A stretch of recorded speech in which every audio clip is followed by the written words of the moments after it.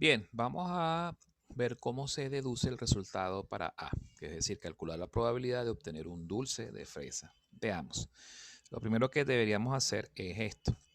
Primero, hacemos brevemente el análisis de las categorías de cada uno de los elementos o posibles resultados que pueden salir en este muestreo. Tenemos 200 dulces, ¿verdad? 40% de menta significa que son 80 dulces de menta. Chocolate 10% significa que son 20 dulces. Fresa 25% son 50 dulces en total. Y de naranja otros 50 dulces. ¿Okay? Si sumamos tiene que dar exactamente 200. Si por casualidad el resultado no da exactamente entero, si no tiene alguna parte decimal, pues se toma, por supuesto, la, la parte entera, ¿ok? De manera que la cuenta coincide. También es válido hacer redondeos, porque de repente puede ocurrir que salga, de repente, supongamos, en vez de que salga 80 dulces, salga 79,9.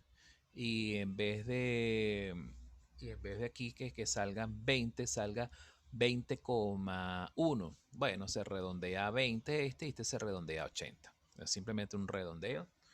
El redondeo puede funcionar perfectamente en esos casos, más que la parte entera. ¿Okay?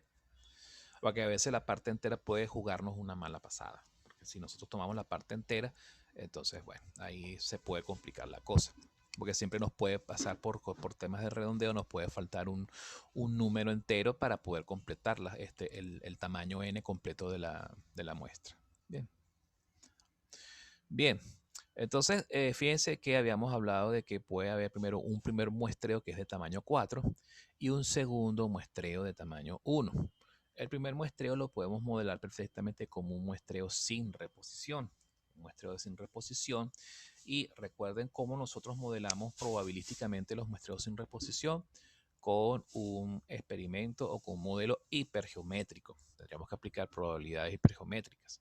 Ahora, ¿cómo sería eso? Porque la primera opción que a muchos se les puede ocurrir es trabajar con el modelo hipergeométrico generalizado, es decir, que trabajemos con esas fórmulas donde en el numerador tendríamos la combinatoria de 80 a 1, 20 a 1 o 20, o mejor dicho, 80 a x sub 1, 20 a x sub 2, 50x sub 3 y 50x sub 4. Ya abajo deberíamos tener entonces la combinatoria en el denominador de 200 a x sub 1 más x sub 2 más x sub 3 más x sub 4. Esa puede ser una manera, pero nosotros podemos agarrar y simplificar el análisis ahí. Ya lo vamos a ver.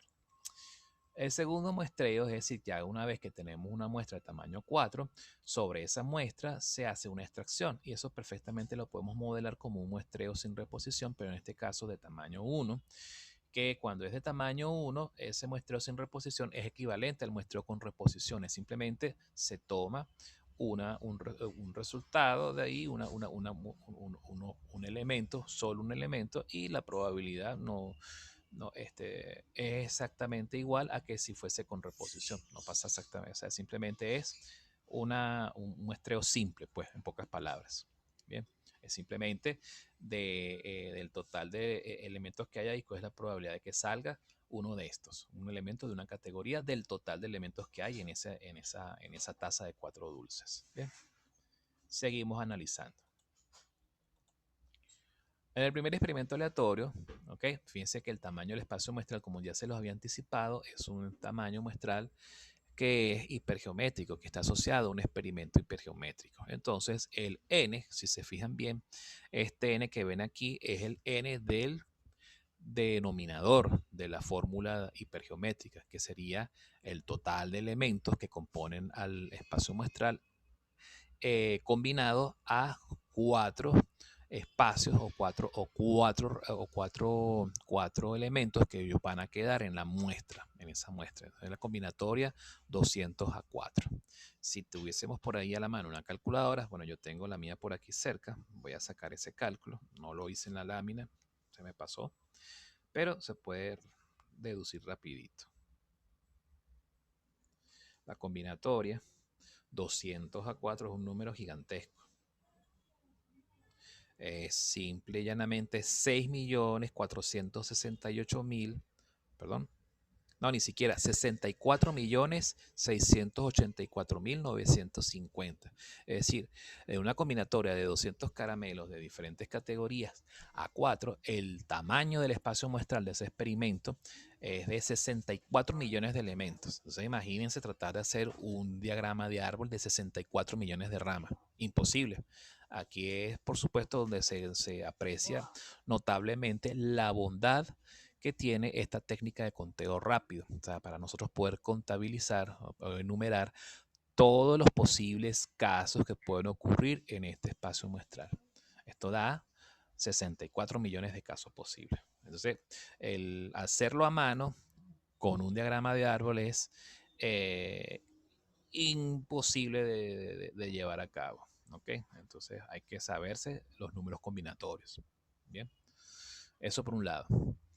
Se pueden redistribuir los dulces en dos categorías. Fíjense el truco que les estaba diciendo. Si nosotros hacemos el hipergeométrico generalizado, tendríamos que, y trabajamos y forzamos, nos forzamos o nos obligamos o nos autoimponemos a trabajar con las 4 categorías por separado, entonces es como complicar el trabajo innecesariamente, porque aquí es donde nosotros podemos más bien agarrar y concentrar la atención en solamente la categoría dulces de fresas y la categoría complemento, que podemos denominar perfectamente como dulces de otro sabor. Si trabajamos de esta manera, si reagrupamos las categorías de esta forma, entonces fíjense qué sucede también con los tamaños de esas dos categorías. El número de caramelos de fresa se mantiene en 50 y el número de la nueva categoría que hemos creado, que es dulces de otro sabor o dulces que no son de fresa, es simplemente 150. De manera que cuando ambas suman nos tiene que dar 200. Bien. Entonces podemos también definir el siguiente evento genérico, que sería A sub i en la tasa I y dulces de fresas, siendo i 0, 1, 2, 3 hasta 4, que 4 viene siendo el tamaño de la muestra que se va a realizar. ¿Puede que hayan 0 caramelos de fresa? Sí, puede ocurrir que todos los caramelos que estén en esa muestra de tamaño 4 sean de cualquier otro sabor. No me importa si son todos de chocolate o todos de naranja o todos de menta o uno de cada uno de esos 3 sabores. No, eso no interesa, simplemente que no sean de fresa. ¿Ok? Puede que haya uno de fresa y los demás de cualquier otro sabor. Puede que inclusive todos los caramelos que se extrajeron de allí sean todos de fresa. ¿Ok? Entonces esta es la forma generalizada de expresar esos 5 posibles eventos. Que ninguno sea de fresa, que al menos uno sea de fresa específicamente, que dos sean de fresa y así sucesivamente hasta 4 caramelos de fresa. Bien. Luego entonces empezamos a enumerar todos los posibles casos asociados a cada evento.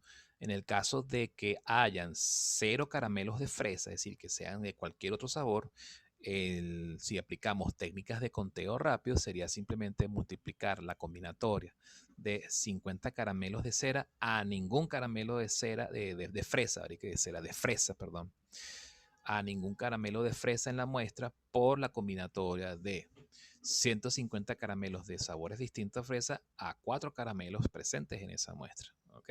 Fíjense que eso nos va a dar una combinatoria de 150 a 4. ¿Ok? Eso por supuesto, ¿por qué? Porque simplemente la combinatoria de 50 a 0 es igual a 1. De manera análoga, analizamos las otras combinatorias que tenemos acá. Y fíjense que bueno, simplemente los numeradores de quién?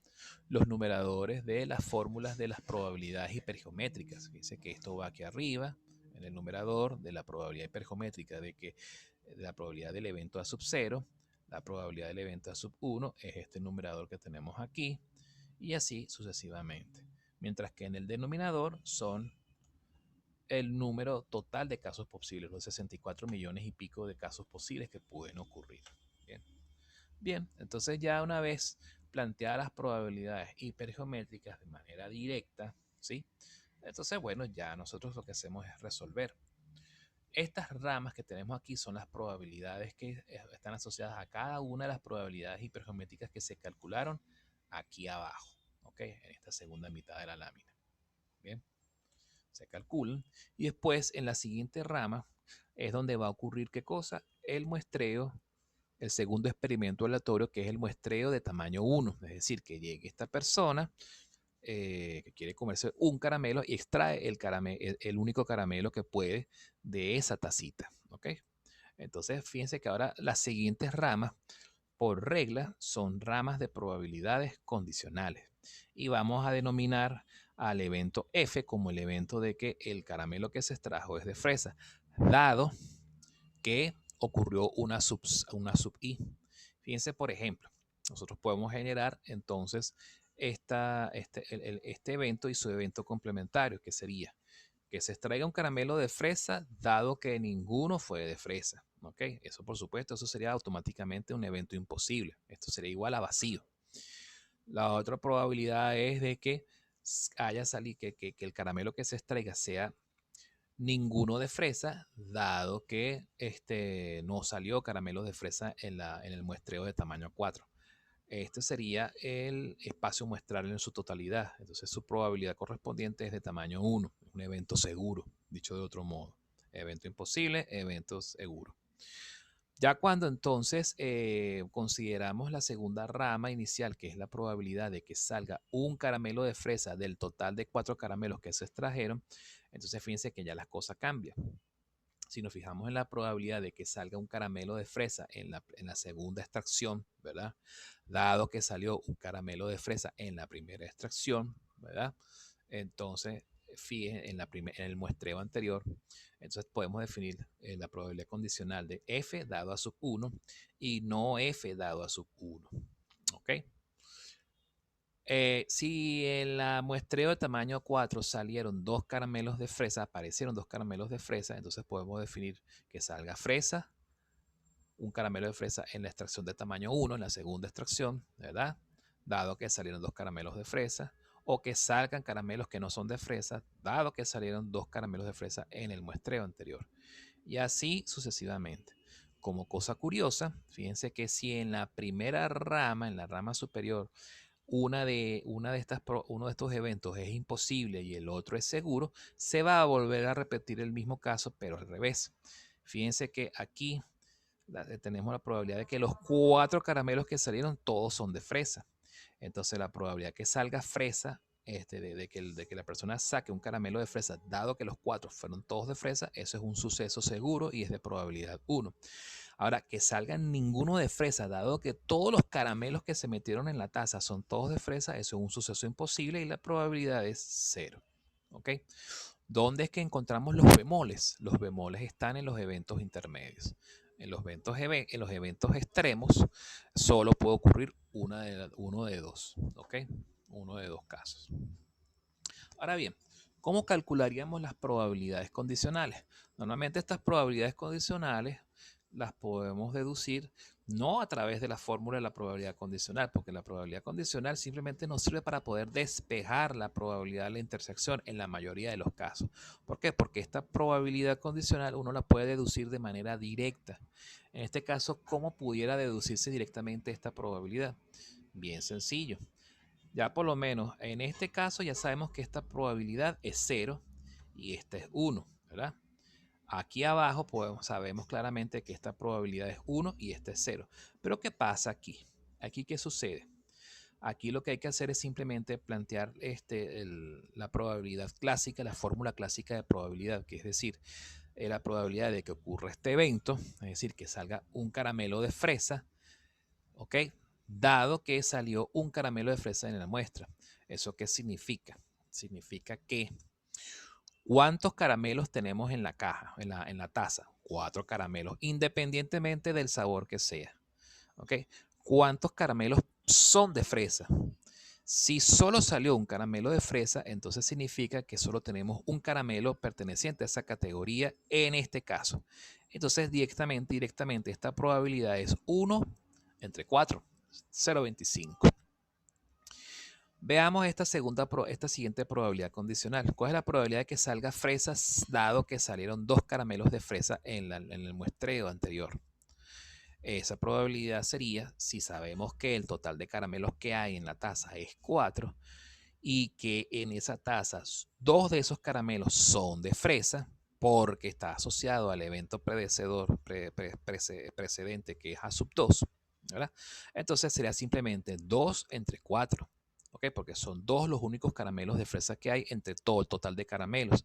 2 entre 4 es equivalente a 1/2. Entonces esta probabilidad es 1/2.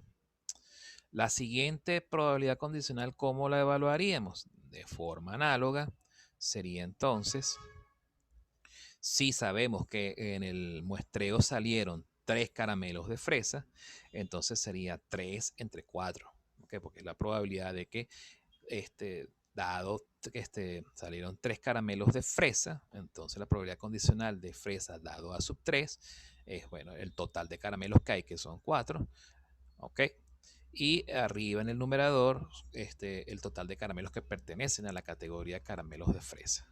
Bien, entonces sería 3 entre 4. Y listo. Entonces fíjense que esto sería probabilidad 0, probabilidad 1/4, probabilidad 1/2, probabilidad 3/4 y probabilidad 1. Una forma generalizada de representar esas probabilidades condicionales es como vemos aquí. I entre 4, siendo I el número de caramelos de fresa que salieron en el muestreo anterior. Bien. Ojo, esto no quiere decir que lo podamos hacer en todos los problemas de probabilidades condicionales. Esto depende del análisis que se haga y del nivel de complejidad que tenga el problema y los eventos que queramos, que estamos analizando en cada tipo de problema. Bien, en este caso lo pudimos adaptar perfectamente a esta fórmula, pero van a haber problemas donde tenemos que modificar estas formulaciones, van a cambiar. Bien, entonces no caigan en la trampa, no se vean como que tentados a aplicar siempre esta fórmula en todos los diagramas de árbol. ¿Por qué? Porque puede variar, puede cambiar dependiendo de las condiciones de cada ejercicio. ¿Ok?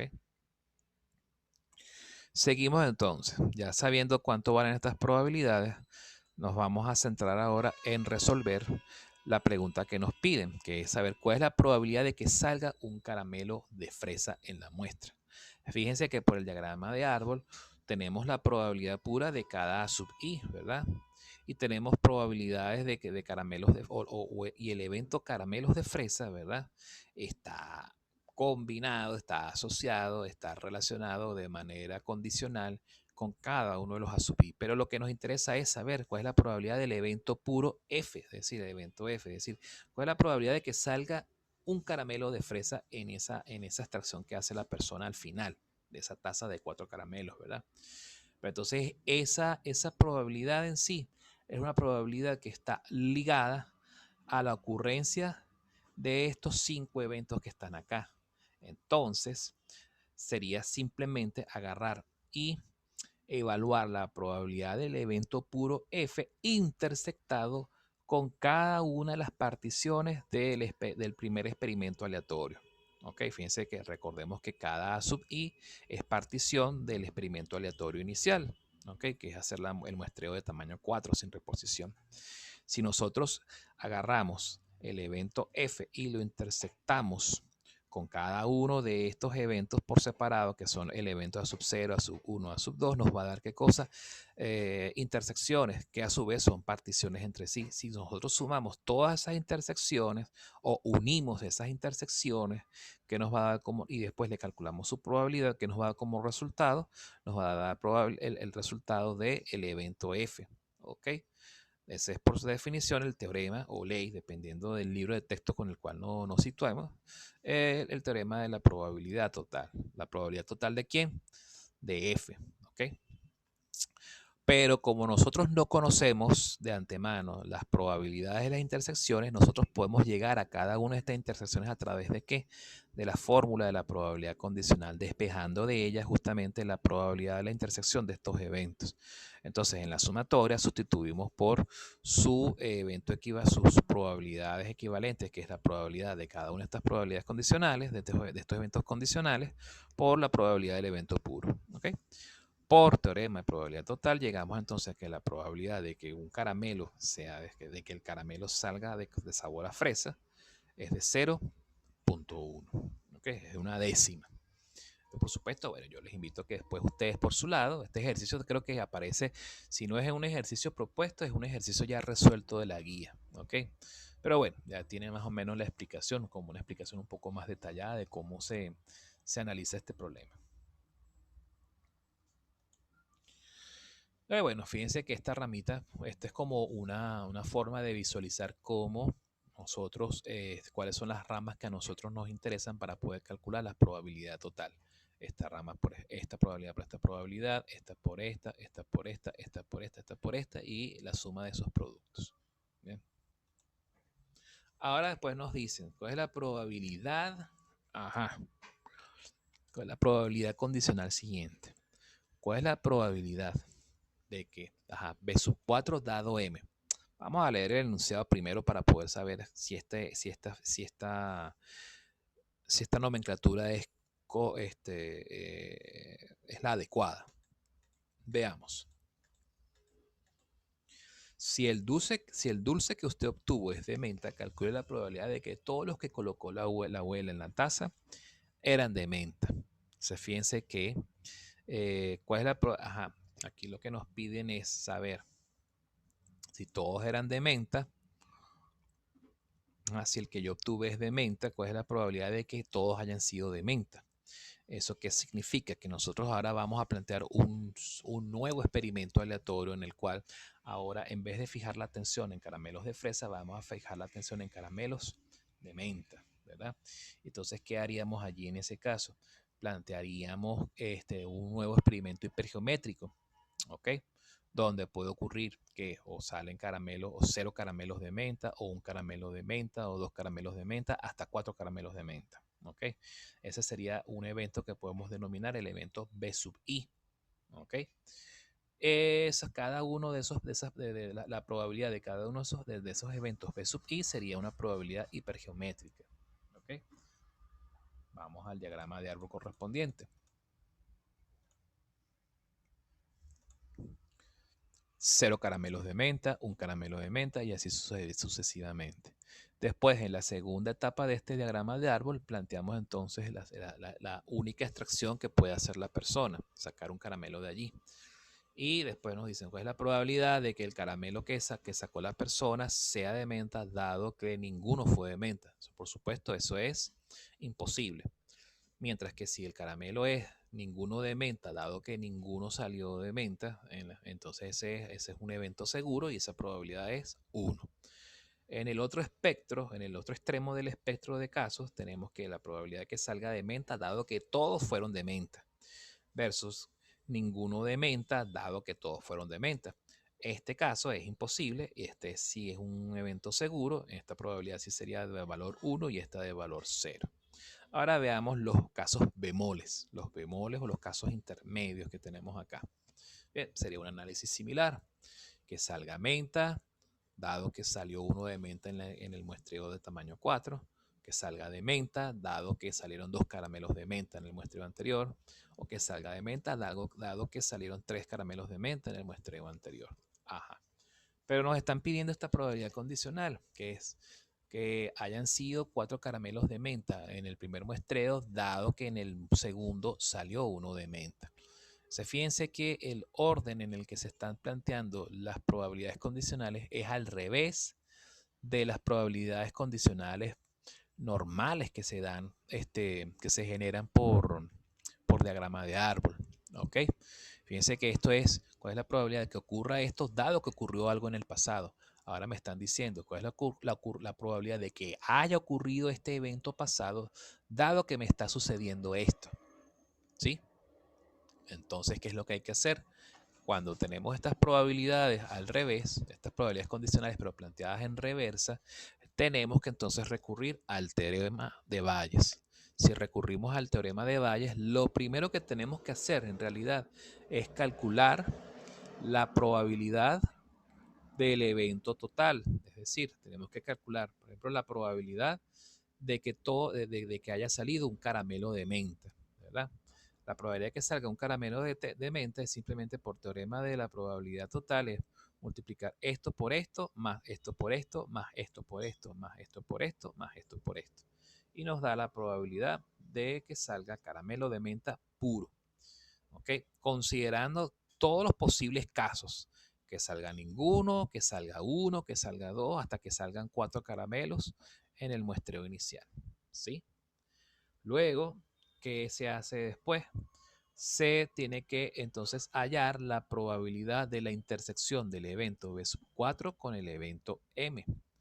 Esa probabilidad de intersección nosotros la podemos hallar simplemente buscando la probabilidad condicional M dado B sub 4 y multiplicándola por la probabilidad B sub 4. Entonces simplemente aplicando el teorema de probabilidad de Bayes. ¿Okay? Sustituimos esto por esto y llegamos entonces a este resultado.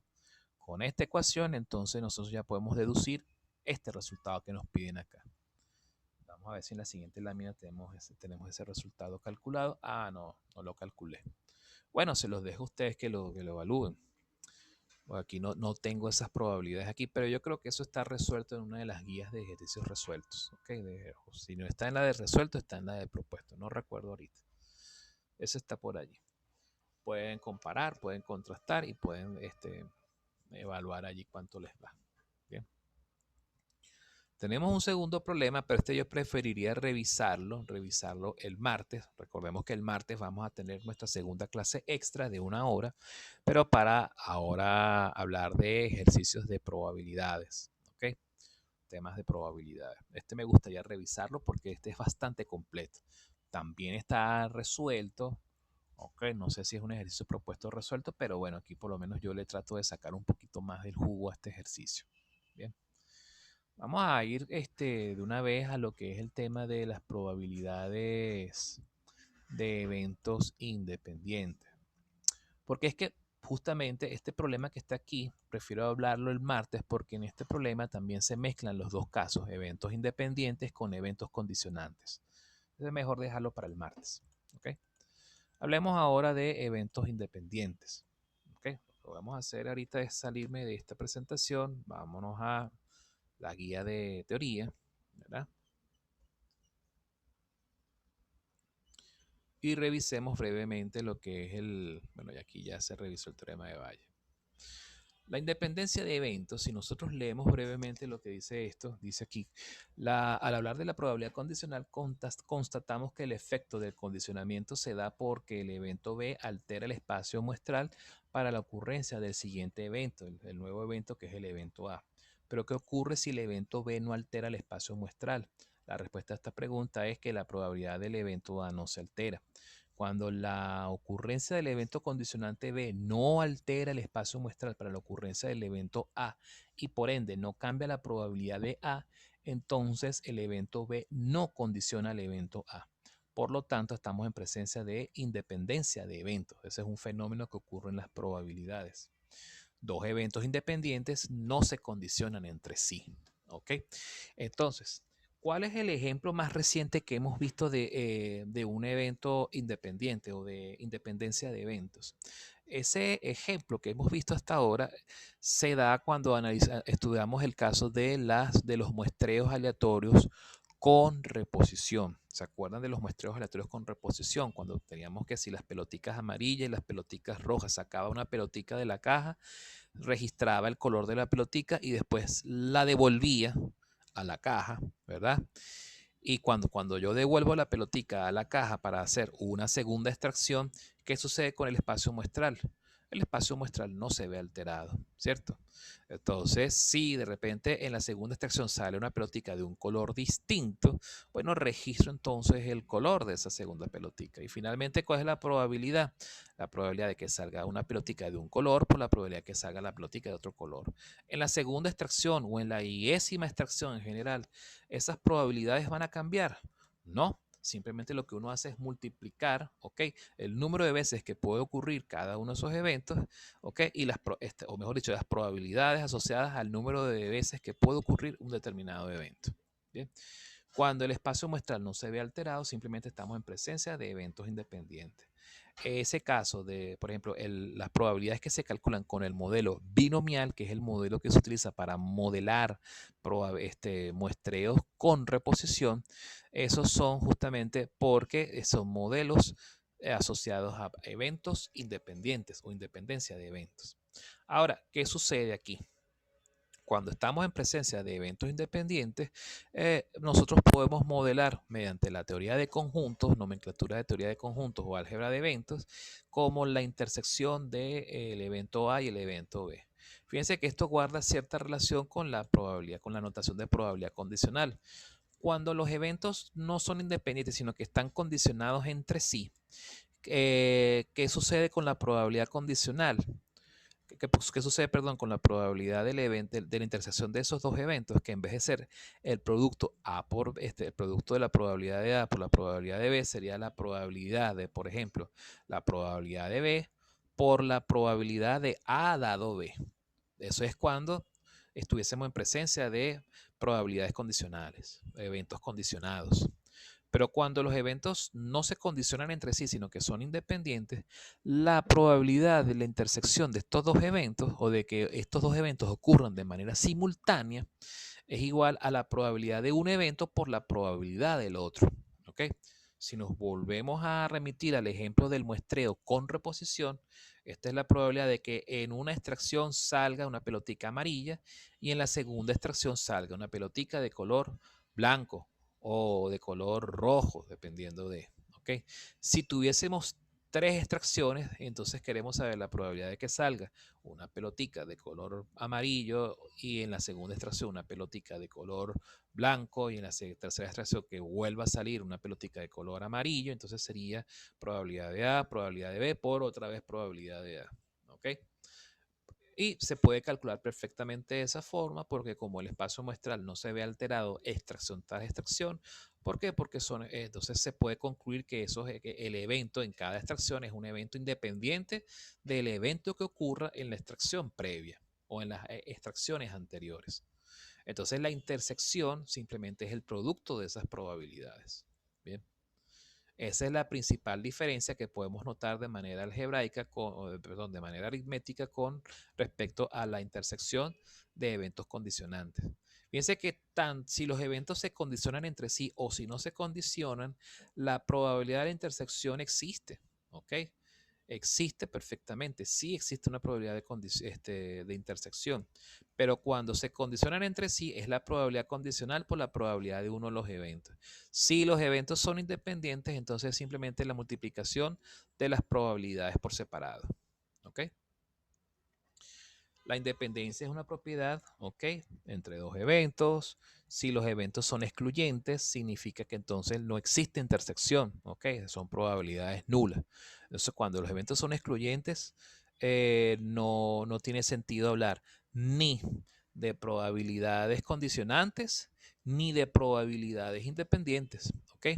Cuando estamos en presencia, que eso es justamente lo que ocurre con las particiones. Si nos regresamos para acá a la lámina para analizar, por ejemplo, alguna de estas particiones, fíjense que estas son eventos que son excluyentes entre sí.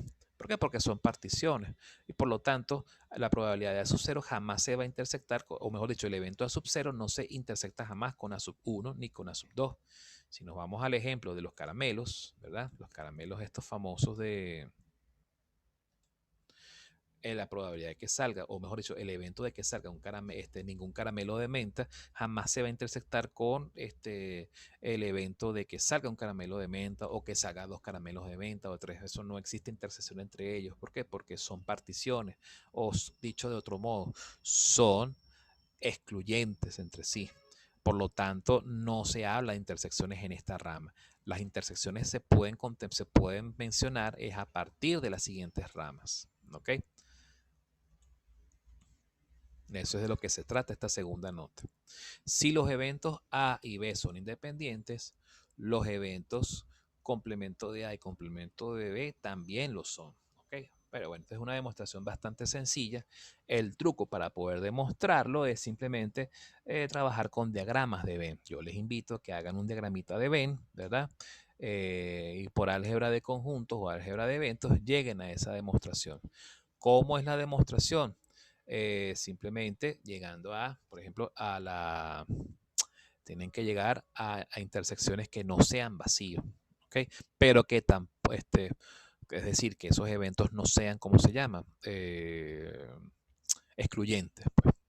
pueden después aplicar el operador de probabilidad y ver cuánto dan esas probabilidades, y deberían ser probabilidades complementarias. ¿Bien? Bueno, pero esto se lo dejo a ustedes para que lo revisen, y si quieren después me lo consultan por WhatsApp y yo con mucho gusto les doy el feedback de ello. ¿Ok? Bien, aquí tenemos un ejemplo bien sencillo: sean los eventos independientes A y B tales que la probabilidad de A es igual a la probabilidad de B es igual a 0.6, ¿cuál es la probabilidad de la unión de estos eventos? Aquí hay que prestar mucha atención, porque cuando entonces estamos en presencia de eventos independientes o inclusive eventos condicionantes, también puede pasar eso. Nos pueden pedir la probabilidad de la unión de dos eventos. Es decir, recordemos que si es la probabilidad de la unión, es unir todos los resultados que pueden estar contenidos en el evento A con todos los resultados posibles que están contenidos en el evento B. Si eso es así, si entre estos dos eventos, si los eventos son independientes, significa que hay una probabilidad de intersección. Van a haber elementos que van a estar en común, que van a coincidir, que van a ser comunes, y por lo tanto existe una intersección. La probabilidad entonces de la unión entonces sería igual a la suma de las probabilidades por separado menos la probabilidad de la intersección de estos, para justamente restar evitar la redundancia de resultados aquí. ¿Ok? Esto creo que se explicó en una de las primeras láminas cuando hablamos cuando empezamos a tratar los casos con diagramas de Venn y álgebra de conjuntos y todo esto. Entonces, bueno, a esto nuevamente hay que volver a recordar estas propiedades. Hay inclusive una propiedad que se asociada a la probabilidad de la triple intersección. ¿Ok? Entonces ahí también tienen que repasar un poquito eso. ¿Cuál es la probabilidad de la triple unión? ¿Ok? Independencia entre más de dos eventos. ¿Ok? Cuando tenemos dos o más eventos entre sí, ¿ok? Y son todos independientes. Entonces, bueno, llegamos justamente a esto. Todas las demostraciones tienen en base verificar la probabilidad de intersección es el producto de las probabilidades. No importa que tomemos 2, 3 o 4 más eventos. Si esta demostración falla en algún nivel, no hay independencia entre esos eventos. Esto es una simple demostración que se hace. ¿Ok? Fíjense que las intersecciones, cuando tenemos más de un evento involucrado, bueno, simplemente nos da esto. Si tenemos triple intersecciones, bueno, simplemente es multiplicar, hacer un triple producto. ¿Ok? Y así sucesivamente. ¿Ok?